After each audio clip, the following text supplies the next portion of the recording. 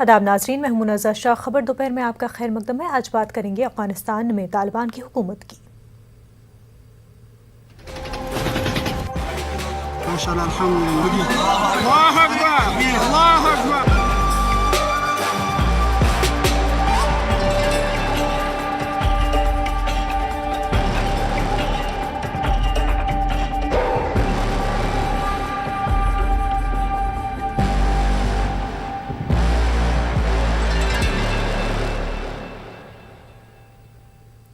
अफगानिस्तान में तालिबान हुकूमत की खदोहाल वाज़ेह हो गई है। मुल्ला मोहम्मद हसन आखुंज़द की क़यादत में अबूरी हुकूमत का ऐलान कर दिया गया है, जबकि मुल्ला अब्दुल गनी बरादर और मौलवी अब्दुल सलाम हनफी नायब वज़राए आज़म होंगे।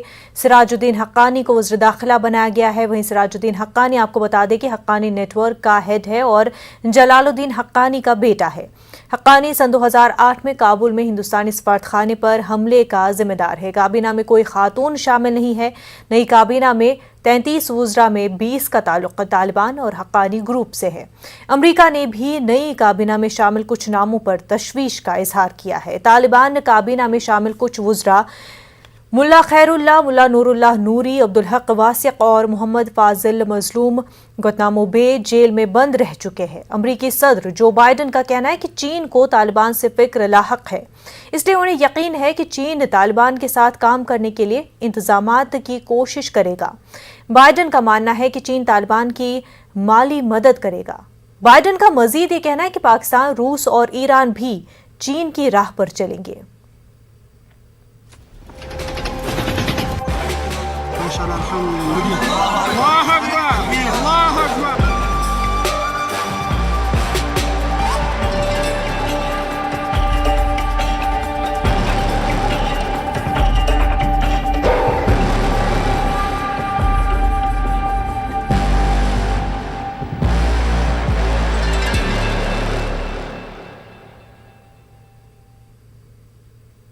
अफगानिस्तान के मसले पर और हिंदुस्तान के ताल्लुकात पर ऊंट किस करवट बैठेगा, ये तो अभी वाज़े नहीं है, लेकिन इस मसले पर हिंदुस्तान और रूस के कौमी सलामती के मुशीर की मीटिंग दिल्ली में हो रही है। दोनों ममालिक ने दहशतगर्दी समेत कई मसाइल पर फिक्र का इजहार किया है। हिंदुस्तानी कौमी सलामती के मुशीर अजीत डोभाल और रूस के कौमी सलामती के मुशीर निकोलाई पेट्रोशेव बातचीत कर रहे हैं। उम्मीद है कि अफगानिस्तान के मसले पर लाहे अमल तय करने में आसानी होगी।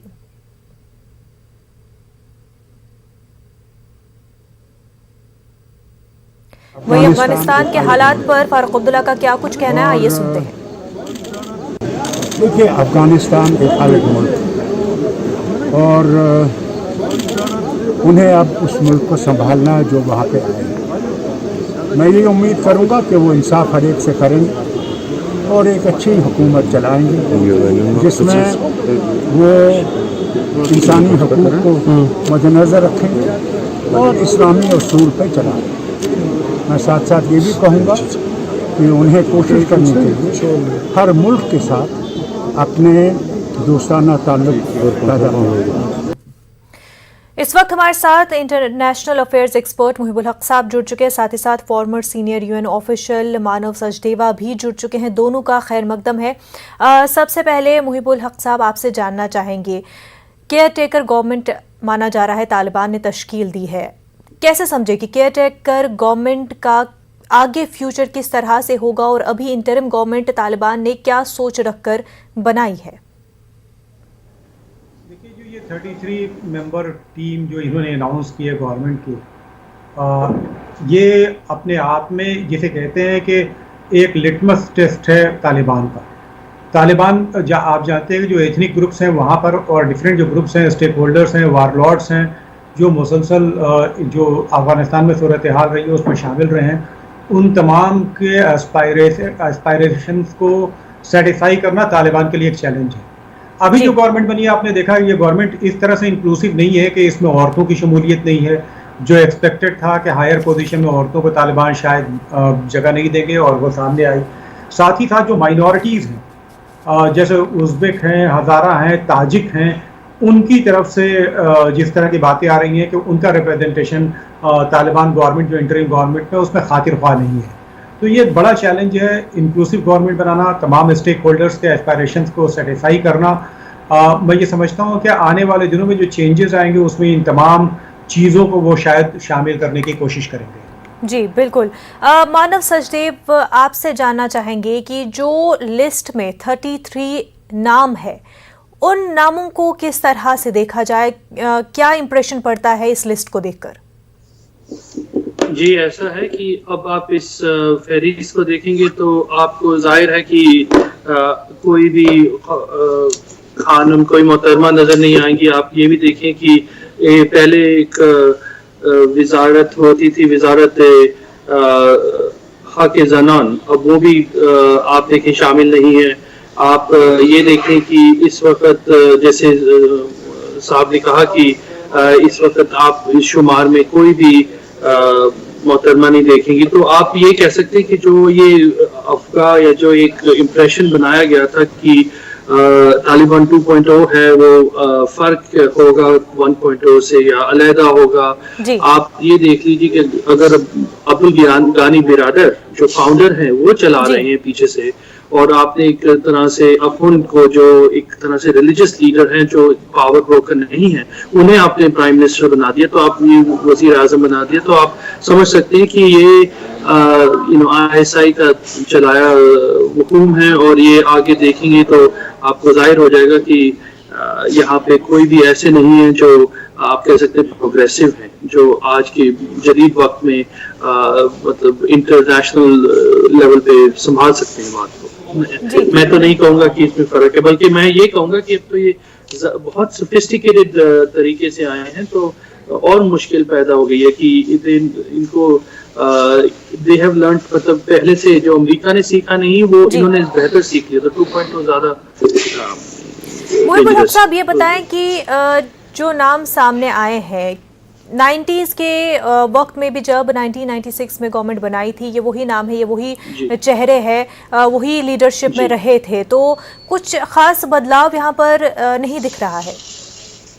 जी, सबसे अहम बात है कि इस वक्त आपने हकानी को दाखिल डाल दिया हुकूमत में। अब हकानी जो गिलजाई हैं वो इतनी आसानी से काबू नहीं आएंगे, उनका हदफ जो है वो अलहदा है, वो सिर्फ अफगानिस्तान तक उनकी हद नहीं थी। वो चाहते हैं कि मतलब वो एक तरह से दहशतगर्द हैं, बहुत ही पक्के। अब इन्होंने अलायंस तो बना लिए लड़ने के लिए, लेकिन गवर्नेंस एक अलग चीज है। तो आप ये देख सकते हैं कि जो 1.0 से ज्यादा खतरनाक अब ये गवर्नमेंट आ गई है, क्योंकि अब ये लोग तो जो इंतजार करते थे या मतलब एक्सप्लोजन करते थे, वो ये कोई मामूली बात नहीं थी कि खैर मामूली तो कोई भी इंतजार नहीं होता, पर हम ये कह सकते हैं 2004 से हम वहाँ पे हैं, और ये कह सकते हैं सबसे जो बुरे वारदात हुए वो इन्हीं के तवस्सुत हुए, हकानी के तवस्सुत।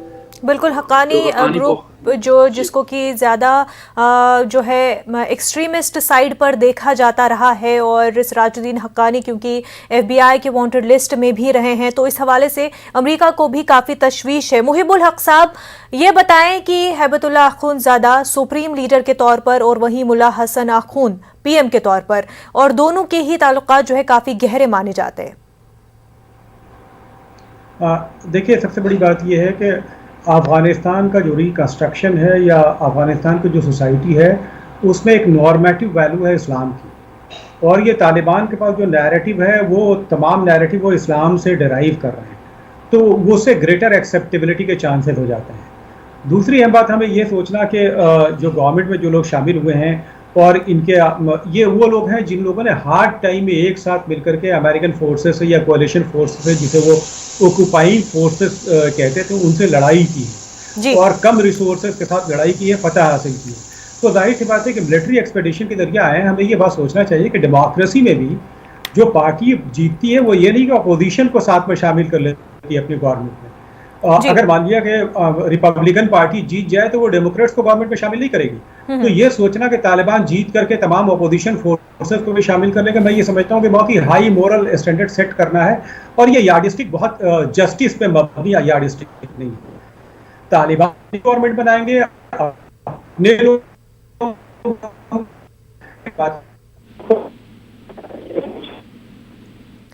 मुहिबुल हक साहब, आपकी आवाज हम तक सही से नहीं पहुंच पा रही है। मानव सचदेवा, आपसे ये जानना चाहेंगे, बात लगातार ये सामने आ रही थी कि इंक्लूसिव गवर्नमेंट होगी, इंक्लूसिव जो है गवर्नमेंट बनाएंगे तालिबान। हालांकि अभी इंटरिम गवर्नमेंट है, लेकिन क्या समझा जाए कि जो बातें हो रही थी डाइवर्सिटी की, इंक्लूसिव गवर्नमेंट की, वो हम आने वाले वक्त में देख सकते हैं? देखिए, ये मौजू जो साहब ने अभी बताया गलत समझ रहे हैं इस बात को। देखिए, पहली बात, मैं इनसे जरा सहमत नहीं हूँ इस बात से। देखिए, पहली बात तो इंक्लूसिव गवर्नमेंट जो आपने कही, उसका ये मानी नहीं है कि जो आपने मतलब बॉक्स दे दी, आपने विक्ट्री ले ली तो आप दूसरी गवर्नमेंट को कह रहे हैं रिपब्लिकन डेमोक्रेट को नहीं डालते, वो नहीं मानी। इंक्लूसिव गवर्नमेंट का मानी है कि आप सिर्फ पश्तून और पश्तून ओनली को प्रेफरेंस नहीं देंगे, आप सारे एथनिक ग्रुप्स को देंगे, आप माइनॉरिटी राइट्स को देंगे।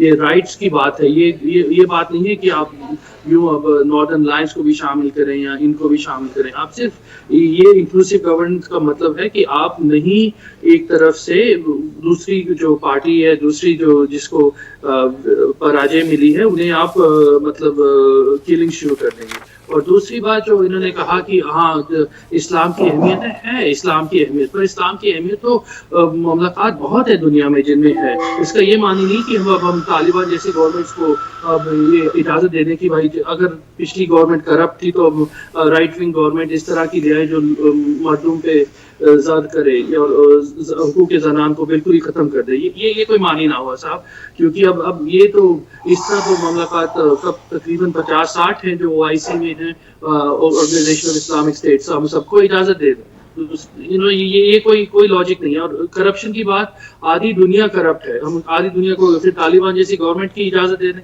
ये भी कोई मुनासिब नहीं बात। अफगानों पे इस वक्त मजबूरियत आई है पाकिस्तान के तवस्सुत सपोर्ट देने की। मैं आपको ग्राउंड से बता सकता हूँ, कोई सपोर्ट नहीं है इन्हें तालिबान की। तालिबान ने मजबूरी से, ठीक है उनकी पुरानी करप्शन थी, लोग थक चुके थे जंग से, लोग चाहते थे कि जंग का ये जो स्पेशली जो अतराफ में रूरल एरियाज में लोग थक चुके थे कि वो जैसे आप कहीं कहीं गुड्डा राज आ जाए तो गुंडे से मार के बंदा थक जाता है, कहते हैं चले अब आप ही बने हुकूमत, हम अपने बच्चों को मतलब मारते पीटते देखते थक चुके हैं। तो वो कोई मानी ना हुआ कि आप उन्हें कबूल करते हैं, आप बस थक के हार के उन्हें वही। लेकिन मानव सचदेवा जी, दूसरी तरफ हम ये भी देख रहे हैं कि जो ग्लोबल कम्युनिटी है वो कहीं ना कहीं हालांकि कई शर्तें रखी जा रही हैं, नज़र बनाए हुए हैं, लेकिन जो एक वे है, जो अप्रोच दिखा रही है ग्लोबल कम्युनिटी, तो उसे ये लग रहा है कि समवेयर एक्सेप्ट कर चुके हैं। जिस तरह से US के भी बयान आए हैं, जर्मनी के भी हमने बयान देखे कि अगर जो है मॉडरेट गवर्नमेंट बनती है तो सपोर्ट मिलेगा। जी, आप मॉडरेट, बहुत मुहिम, आपने बहुत अहम वर्ड यूज किया, मॉडरेट गवर्नमेंट। अब आप देख ही लिए कैबिनेट जिस तरह बनाए हैं और जितने वजीर इन्होंने शामिल किए, सब मुल्ला हैं, सब ये कोई आलिम नहीं उन्होंने डाले, कोई काजी नहीं डाले, ये इस तरह के लोग हैं जो अपने खुद की जान को तो हक दे नहीं थे, तो पूरे मामलात की जान को क्या हक देंगे। आप ये देख लीजिए कि अभी जो आपने पहली प्रिलिमिनरी स्टेटमेंट्स US की या जर्मनी या यूरोप की देखी थी, वो अब आप देखेंगे रिट्रैक्ट होंगी, क्योंकि ठीक है वेस्ट थक चुका है, लेकिन इसका ये माने नहीं कि वो एक्सेप्ट करेगा या इसे मतलब रिलेशनशिप बनाएगा। मैं तो हिंदुस्तान को यही एडवाइस दूंगा, हिंदुस्तान की हुकूमत को, हमारी गवर्नमेंट को, कि आप रिलेशन तो बनाए लेकिन डिप्लोमेटिक रिलेशन ना बनाए, जो जैसे US ने किया, जर्मनी के, कि एक चैनल्स होती हैं, हमारी बैकडोर चैनल्स होती हैं जिसके तवसुत आप इवैक्यूएशंस कर सकते हैं, कुछ नेगोशिएट कर सकते हैं, पर उसका ये मानी नहीं कि आप you on a formal level आप उन्हें लेजिटिमेसी देते हैं। लेकिन वही मानव सचदेवा जी, वहीं दूसरी तरफ हम देखते हैं चाइना है, रशिया है, पाकिस्तान है, जो कि सपोर्ट में है तालिबान के। और जिस तरह से US ने भी, जो बाइडन ने भी अपने बयान में कहा है कि सपोर्ट करेंगे, चाइना जो है यहाँ तक कि मॉनेटरी जो है एड भी प्रोवाइड करेगा तालिबान को। तो कुछ कंट्रीज ऐसी जहाँ पर देखा जा रहा है कि बयान थोड़ा स्ट्रिक्ट नजर आ रहा है, लेकिन दूसरी तरफ और भी कंट्रीज है जो कि इंडिया की ही नेबरिंग कंट्रीज है जिनका सपोर्ट तालिबान को मिल रहा है। जी ऐसा है। चाइना का मैं आपको जस्ट एक शॉर्ट में बताता हूँ। चाइना को इंटरेस्ट सिर्फ इकोनॉमिक है, उनके माइनिंग में बहुत इन्वेस्टमेंट्स हुई हैं, उनको जेर ज़मीन जो माइंस हैं उनकी बहुत ज़रूरत है। ये तो कॉलोनियल वक्त की जैसे मतलब कह सकते हैं बात है। वो कहते हैं हम सियासी मतलब मौजूओं से दूर रहेंगे, तो China is going to finance तवसत पाकिस्तान, तरीके पाकिस्तान, वो चाइना फाइनेंस करेगा। रशिया क्या है, वो वॉचफुल है इस वक्त। वो चाहता था कि अमेरिका को थोड़ी सी मतलब मिले, पराजय मिले और वो उनको थोड़ा सा दिखाएं, पर अब उन्होंने देख लिया कि रशिया भी बहुत केयरफुली, अगर आप थोड़ी लास्ट 3-4 डेज की देखें, थोड़ा विड्रॉ कर रहा है, थोड़ा सा लूप वॉर्म हो गया है। यहाँ तक कि अमेरिका की बात है, अमेरिका तो अंडर बाइडन उनकी तो 40 साल की पॉलिसी रही है। बाइडन अब तो रईस जमहूर बन गए हैं। उनकी अपनी जो सेनेटर भी थे, वो वियतनाम के दौर में भी किसी को सपोर्ट देने के तैयार नहीं थे। As a senator was the only senator blocking all support. तो वो कहते हैं कि अब हम तो अमेरिका को विड्रॉ करना चाहते हैं। उनकी मजबूरियत ये है इस वक्त कि कई अमेरिकी अभी भी अफगानिस्तान में दाखिल मौजूद हैं। तो अगर वो ज्यादा अभी इस वक्त बड़ी कड़ी स्टेटमेंट देंगे तो मतलब खतर हो सकता है कि जैसे ईरान में 1979 हॉस्टेज क्राइसिस हुआ था, इस वक्त कहीं तकरीबन between 100 to 1000 American and green card holders वहां पे मौजूद हैं। तो वो उनको हॉस्टेज क्राइसिस नहीं चाहिए पॉलिटिकली। तो मतलब आप देखिए कि अब नेक्स्ट फ्यू वीक्स में यू विल सी कि देखो IMF, world bank, US funds, treasury, सब उन्होंने मतलब सैंक्शन कर दिए हैं। इवन अफगान ट्रेजरी जो न्यूयॉर्क में स्टॉक एक्सचेंज में है और रिजर्व बैंक में है, वो बंद हो चुके हैं एक्सेस टू तालिबान। इतनी जल्दी नहीं मिलेगा। जी बिल्कुल। और यहाँ तक कि हालांकि बयान जो है जारी हुआ था अमेरिका की जानिब से कि एड मिलेगा, लेकिन अफगान गवर्नमेंट की तरफ से जो है वो एड नहीं जाएगा। मुहिबुल हक साहब ये बताए कि बात हो रही है कि क्या जो दीगर कंट्रीज है वो जो अफगान गवर्नमेंट है, अभी इंटरिम गवर्नमेंट है, उसको अपनाएगी, क्या लेजिटिमेसी मिलेगी। ज़बीउल्लाह मुजाहिद ने कल प्रेस कॉन्फ्रेंस की, उसमें वो कहते हैं कि लेजिटिमेसी देनी चाहिए दीगर ममालिक को, उनके अच्छे और पॉजिटिव रिश्ते बनने जा रहे हैं दीगर कंट्रीज़ के साथ, तो वो लेजिटिमेसी दे। हालांकि उन्होंने ये भी साथ में कहा कि कोई कंट्री उनके गवर्नमेंट में अफगानिस्तान के मुद्दों में दखल न दे, वो भी दूसरे कंट्रीज़ के मामलों में दखल नहीं देंगे, और उस बात को उन्होंने कई बार रिपीट भी किया। देखिए, सबसे पहली बात हमें ये देखना चाहिए कि अफगानिस्तान की जो पूरी इकोनॉमी है वो इंटरनेशनल कम्युनिटी पे बेस्ड है। यानी 80% ऑफ अफगानिस्तान का बजट जो है रिसेंट पास्ट में वो फॉरेन कंट्रीज से आता रहा है, यानी इंटरनेशनल कम्युनिटी की तरफ से आता रहा है।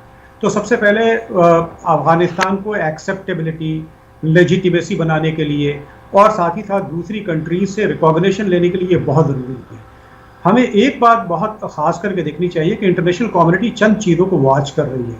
वो उसमें सबसे बड़ी बात यह है कि अफगानिस्तान की सरजमीन दहशतगर्दी के लिए इस्तेमाल ना हो, ये पहला कंसर्न है। रशिया का कंसर्न जो अभी हमारे एक्सपर्ट ने जो शेयर किया, देखिए उज़्बेकिस्तान और ताजिकिस्तान जो अफगानिस्तान से बॉर्डर शेयर करते हैं, उनको ये ख़तरा है कि तालिबान की फतह के बाद वहाँ पे जो इस्लामिस्ट हैं वो फिर से एक्टिव हो जाएंगे और उज़्बेकिस्तान और ताजिकिस्तान और पूरा सेंट्रल एशिया, अगर आप देखें 5-6 मुस्लिम डोमिनेटेड रिपब्लिक्स जो हैं, उसमें प्रॉब्लम हो सकती है। रशिया इससे एप्रीहेंसिव रहता है और यही वजह है कि रशिया बहुत ही कॉशियस है। जहाँ तक चाइना का ताल्लुक है, चाइना को अफगानिस्तान में वो रेयर अर्थ मेटल के बारे में कहा जाता है, अफगानिस्तान में कहा जाता है कि रिच मिनरल रिसोर्सेज हैं जिसको एक्सप्लॉइट या एक्सप्लोर करना चाहता है चाइना। दूसरा, बेल्ट एंड रोड इनिशिएटिव जो है उसका, वो अफगानिस्तान एक स्ट्रेटेजिकली लोकेटेड है, पाकिस्तान अफगानिस्तान से होते हुए वो बड़े मार्केट को अप्रोच कर सकता है। तो दैट इज चाइना का डीप इन्वॉल्वमेंट तो बात समझ में आती है, लेकिन साथ ही साथ अगर आप देखें जो कंट्रीज़ हैं, अब उज़्बेक और ताजिक हैं, उनके रिप्रेजेंटेशन उज़्बेकिस्तान और ताजिकिस्तान जो नेबरिंग कंट्री है उनके लिए इम्पॉर्टेंट है। पाकिस्तान का अपना जो इंटरेस्ट ये है कि वहाँ पे यानी बैकयार्ड के तौर पे मौजूद रहे अफगानिस्तान। ईरान जो है वो हज़ाराज की अपना दहशतगर्दी का इस्तेमाल अफगानिस्तान की सरजमीन से हिंदुस्तान के लिए ना हो, ये तमाम वो कंसर्न है जिसको देखते हुए शायद इंटरनेशनल कम्युनिटी आने वाले दिनों में ही या रीजनल पावर्स आने वाले दिनों में तालिबान की परफॉर्मेंस को एनालाइज करते हुए। बिल्कुल मुहिबुल हक साहब, और एक और जो बड़ा कंसर्न वो खवातीन के हवाले से, अफगान की जो खवातीन है उनका फ्यूचर किस तरह का होना चाहिए। ज़बीउल्लाह मुजाहिद ने अपने प्रेस कॉन्फ्रेंस में इस हवाले कहा था कि खवातीन के हुकूक के हवाले से वो अभी अनाउंस नहीं किए हैं, इस हवाले से वो मजीद जो है बातचीत होगी कि किस तरह के हुकूक होने चाहिए और आगे उस पर अनाउंसमेंट होगी। लेकिन किस तरह से देखा जा सकता है, क्या कुछ एक्सपेक्ट किया जा सकता है? देखिए, बड़ी अजीब सी बात यह है कि जो लोग अफगानिस्तान के गवर्नमेंट को एनालाइज कर रहे हैं वो उनके सामने ईरान का मॉडल है। हमें ये समझना चाहिए कि जो ईरान का मॉडल है उसमें इमामत की ज्यादा अहमियत है, और वो एक शिया डोमिनेटेड मुल्क है और वो उसमें इमामत की ज्यादा अहमियत है। जो यहाँ का मॉडल है यानी अफगानिस्तान का, इसमें खिलाफत की ज्यादा अहमियत है। उनके नैरेटिव में दो चीजें हमारे सामने रखनी चाहिए। अफगानिस्तान में जहाँ तक औरतों की शमूलियत का ताल्लुक है, मैं ये समझता हूँ कि वो कंसर्न के जिसमें ये कहा जाता है कि हेड ऑफ स्टेट वुमेन नहीं हो सकती, वो उनको ज्यादा गाइड करेगा। और आप ये याद रखिए कि बेनजीर भुट्टो जब प्राइम मिनिस्टर हुई थी पाकिस्तान की, उस जमाने में बहुत सारे रिलीजियस एलिमेंट्स ने फतवा भी दिया था उनके खिलाफ। तो आप बहुत प्रोग्रेसिव उम्मीद मत रखिए अफगानिस्तान की इस हुकूमत से। ये औरतों को यकीनन शायद स्कूलों में कॉलेजेस में पढ़ने की इजाजत दे दें, को एजुकेशन नहीं होगा, हमें ये याद रखना चाहिए। दूसरी बात, गवर्नमेंट में उनकी शमूलियत जो होगी वो जस्ट ऑर्नामेंटल होगी, कोई इफेक्टिव रोल वो प्ले नहीं कर पाएंगी। ये एक male dominated rather male chauvinistic regime होगा, इससे हमें कोई इनकार नहीं किया जा सकता। बिल्कुल। और ख़वातीन ने कल ही अगर हम देखें, काबुल में प्रोटेस्ट भी हुआ था जिसमें ख़वातीन ने बढ़ चढ़कर हिस्सा लिया था, एहतजाज हुआ था।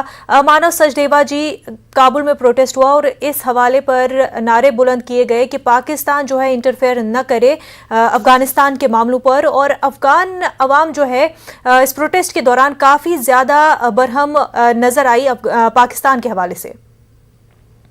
जी ऐसा है, आप देखिए कि अफगान जो है वो कभी भी कॉलोनाइज नहीं हुआ, वो बहुत ही खुदगर्ज है। हम जैसे आपको एक छोटा सा किस्सा रवाद करते हैं। जब हम प्राइम मिनिस्टर कॉम्पाउंड में काम किया करते थे, हमारा चाय वाला पहली दफा जब हम वहाँ बैठे, 2 चाय सब्स लेके आए, जो ग्रीन टी कहते हैं, एक हमें दी, एक साथ में अपने लिए ली, और साथ में सोफा पड़ा होता वहां बैठ गए। हमें लगा भाई हम अफसर है, ये बैठ गए। तो वही फिर आगे आगे हमें लगा कि रईस जमहूर जो होते वो भी यूं इस तरह खाते साथ में बैठ के, कि वहां पे फर्क नहीं करते। एक तो पहली बात कि कौन ऊपर नीचे से, हिंदुस्तान में बहुत फर्क होता है कि भाई हम बड़े हैं हम छोटे हैं। वो कहते हैं भाई मेरा काम ड्राइवरी है, आपका काम अफसरी है, लेकिन हम इंसान बराबर के हैं। तो इस बात को नजर रखते हुए आप ये देखें कि अब जैसे इन्होंने चाहे अमेरिका की जो मतलब डोमिनेशन या हुकूमत कह लें, इनके तवस्सुत करज़ई या गनी के तवस्सुत पसंद नहीं की, तो वो पाकिस्तान की दखलंदाजी तो बिल्कुल कतई पसंद नहीं करते। तो ये जो मुजाहरे हो रहे हैं रोज सड़कों पे, ये इसलिए हो रहे हैं कि ISI चीफ हामिद वहां पहुंच के सारे नताइज ले रहे हैं कि पंशीन में कैसे जंग की जाएगी, शामिल कैबिनेट कौन होंगे, कौन हकानी को कौन संभालेंगे, कौन क्या है, वो अब सबके सामने बिल्कुल पर्दाफाश होके सामने आ गया अफगान के। तो इतनी जल्दी वो इस बात को नहीं कबूल करेंगे। मैं बाकी जो हुकूक ज़न की बात है, वो आप ये देखिए कि 20 साल आप जितना मर्जी कहें अमेरिका को या UN को या किसी को, इनको अफगान ये जो नस्ल है उनको आदत अलग पड़ चुकी है, आदत पड़ गई है काम करने की बाहम, ये नहीं कि अलग-अलग साथ में काम करने की। बहुत ही डिफरेंट जनरेशन बन गई है, वो इतनी जल्दी वापस नहीं जाएगी। और ये सिर्फ हुकूक ज़न की बात नहीं, हुकूक मर्द की भी बात है।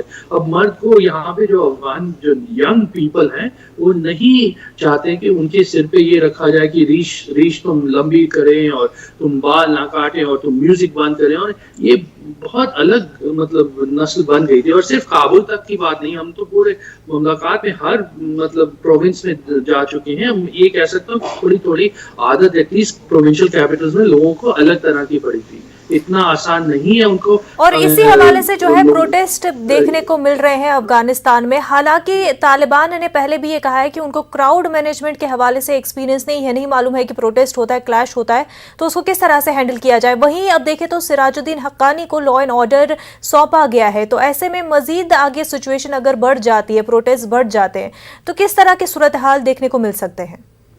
जी, सबसे बड़ी मुश्किल बात है कि एतमाद, सबसे बड़ी जो मुहिम बात जिंदगी में होती है एतमाद होती है गवर्नेंस के लिए, कि आपके पास ट्रस्ट ऑफ पीपल है, वो आप पे एतबार करते हैं कि आप उनके हक के लिए जो भी नताइज लेंगे नहीं लेंगे। तो अब आपने सिराजुद्दीन हक्कानी को, जो मोस्ट वांटेड है, आपने इंटीरियर मिनिस्टर बना दिया। खैर वो तो हिंदुस्तान में भी हुआ है इस वक्त, अगर मैं खुलेआम बोलूँ तो हुकूमत में हमारे होम मिनिस्टर भी कोई मतलब अच्छा रिकॉर्ड नहीं रखते, पर खैर हम उस तुलना ना करें तो बेहतर है। ये कह सकता हूँ कि ये जो सिराजुद्दीन हक्कानी को ये जो उन्होंने सौंपा गया है होम मिनिस्ट्री और इंटीरियर मिनिस्ट्री, इससे अगर कल मुजाहरा हुआ और उन्होंने डायरेक्ट शूटिंग शुरू कर दी तो आप ये मान लीजिए कि सड़कों पे हजारों की तादाद में आएंगे। जो सबसे बड़ी डिफरेंस है कि पहली दफा जब तालिबान 1.0 आया था, लोग मुजाहिदीन एरा से 1990 to 95 थक चुके थे। वो चाहते हैं कुछ तगीर हो, कुछ तबलीत हो। अब लोग जानते हैं तालिबान किस तरह हुकूमत करते हैं। जी बिल्कुल। और मुहिबुल हक साहब, वही मुल्ला उमर के बेटे मुल्ला मोहम्मद याकूब डिफेंस मिनिस्ट्री मिली है, आप क्या देखते हैं किस तरह से मुल्ला याकूब किस तरह से इस प्रोफाइल में फिट होते हैं? देखिए, आप सबसे पहली बात याद रखिए, जो दुनिया के ज़्यादातर कंट्रीज़ हैं वो सभी कंट्रीज़ अपने नेशनल इंटरेस्ट से गाइड होते हैं। उनको अफगानिस्तान में तालिबान का अफगानियों के साथ क्या सलूक है ये ज़्यादा कंसर्न नहीं होता है, ये जो मोरालिटी कम गाइड करती है। आप ये याद रखिए कि माओ ज़ेडुंग जो 20 लाख तकरीबन चीनियों को उन्होंने क़त्ल किया था और जिम्मेदार थे कल्चरल रेवोल्यूशन के दौर में, क्या अमेरिका ने उनसे नेगोशिएट नहीं किया था? 1971 में फिर अमेरिका ने उसी चाइना को रिकॉग्नाइज नहीं किया था जो रेड चाइना था। तो ये बात आप याद रखिए कि जो पहले टेररिस्ट होते हैं उनको फिर हीरो की तरह वेलकम भी किया जाता है, जो अमेरिका ने खुद भी किया है। आज जो तालिबान है, ये चाहे किसी भी ग्रुप के लोग शामिल हो, चाहे मुल्ला उमर के बेटे हों, डिफेंस मिनिस्टर हो, इंटीरियर मिनिस्टर हो, ये बात याद रखिए कि परसेप्शन जो होता है वो चेंज होता है नेशनल इंटरेस्ट के मुताबिक। अमेरिका का इंटरेस्ट ये है कि उनको रिकॉग्नाइज करने आज की डेट में, और ये याद रखिए कि डीप स्टेट जो पीछे से नेगोशिएशन होता है वो हमारे सामने मौजूद नहीं है। हम तो अखबारों में जो बात आती है उसको हम देख रहे हैं, जो इंटेलिजेंस एजेंसी, जो सीक्रेट इदारे जिस तरह से काम कर रहे होते हैं। अफगानिस्तान का टेक ओवर इतना आसान नहीं था अमेरिका अगर नहीं चाहता तो, ये बात हमें याद रखना चाहिए। तो अल्टीमेटली जो लोग भी पावर में आए हैं इनको कहीं ना कहीं से ग्रीन सिग्नल दिया गया है, तभी ये लोग पावर में आए हैं और यहाँ तक पहुंचे। तालिबान ने अब इंटरिम गवर्नमेंट जो है तश्कील दे दी है, उसका ऐलान हो चुका है कल प्रेस कॉन्फ्रेंस में। आगे उसमें क्या एडिशंस होते हैं, क्या कुछ चेंज होती है और किस तरह से ये परमानेंट गवर्नमेंट की शक्ल इख्तियार करता है?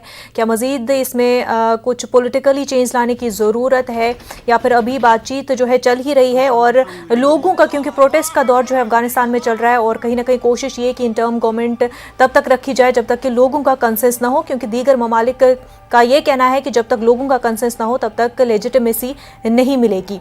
मुहिबुल हक साहब और साथ ही साथ मानस सचदेवा जी, आप दोनों का बेहद शुक्रिया हमारे साथ बात करने के लिए।